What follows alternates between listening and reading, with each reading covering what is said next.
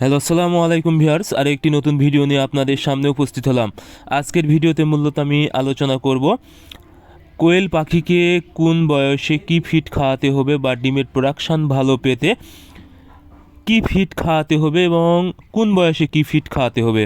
আপনারা কিন্তু অনেকেই কোয়েল পাখি পালন করে থাকেন, বিশেষ করে অল্প সংখ্যক যারা কোয়েল পাখি পালন করেন আপনারা অনেকেই বুঝতে পারেন না আসলে কোয়েল পাখির ডিমে আনতে কি ফিড খাওয়াতে হবে বা কোন বয়সে কি ফিড খাওয়াবেন।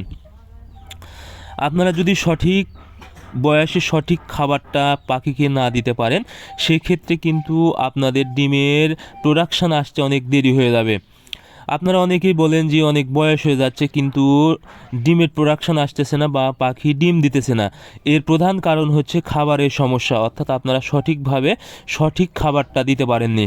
এই জন্য কিন্তু ডিমের প্রোডাকশান আসতে অনেক দেরি হয়ে যাচ্ছে এবং আপনারা কিন্তু আর্থিকভাবে অনেক ক্ষতিগ্রস্ত হয়ে যাচ্ছে, কারণ ডিমের প্রোডাকশান আসতে যত দেরি হবে আপনাদের ডিম উৎপাদনের খরচটা কিন্তু তত বেড়ে যাবে। এই জন্য অবশ্যই আপনাদেরকে সঠিক বয়সে সঠিক খাবারটা দিতে হবে। যদি আপনারা সঠিকভাবে সঠিক খাবারটা দিতে পারেন তাহলে 35 থেকে 40 দিন বয়সের মধ্যে কিন্তু পাখি ডিম দিয়ে দেয়।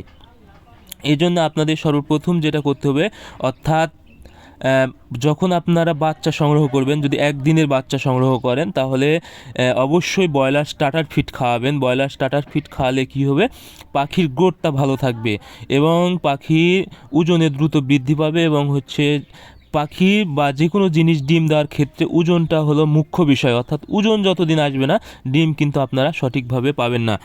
এই জন্য ডিমের প্রোডাকশনে আনতে অবশ্যই ওজন বাড়াতে হবে, আর এই জন্য অবশ্যই আপনারা প্রথম অবস্থায় ব্রয়লার স্টার্টার ফিড খাওয়াবেন এবং ব্রয়লার স্টার্টার ফিডটা আপনারা কোনো কিছুতে একদম পিষে খাওয়াবেন। প্রথম অবস্থায় একটু বড় দানা থাকে, সেক্ষেত্রে কিন্তু খেতে পারে না।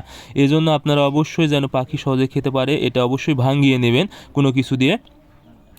এটা আপনারা খাওয়াবেন মূলত ডিম আসা পর্যন্ত।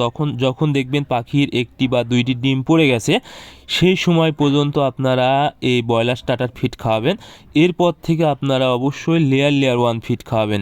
লেয়ার 1 ফিড আপনারা অনেক সময় দেখা যাবে যে পাখি কিন্তু খেতে পারে না, কারণ লেয়ার 1-এর দানা বড় থাকে। এর জন্য আপনাদের অবশ্যই এই দানাটাও ভাঙিয়ে নিতে হবে। অথবা এখন অনেক কোম্পানির কিন্তু কোয়েলের ফিড মানে নতুন করে বানাচ্ছে বা কোয়েলের ফিড পাওয়া যাচ্ছে। সেক্ষেত্রে আপনারা যদি বেশি পরিমাণ মুরগি হয় সেক্ষেত্রে ডিলারের সাথে যোগাযোগ করে, অর্থাৎ যে কোনো কোম্পানির যারা ডিলার আছে তাদের সাথে যোগাযোগ করে আপনারা কোয়েল পাখির ফিড সংগ্রহ করতে পারেন বস্তা ধরে। তবে যদি অল্প সংখ্যক কোয়েল পাখি হয় সেক্ষেত্রে আপনাদের কোনো অপশান নেই, কারণ অনেকেই খোলা কোয়েল পাখির ফিড বিক্রি করে না।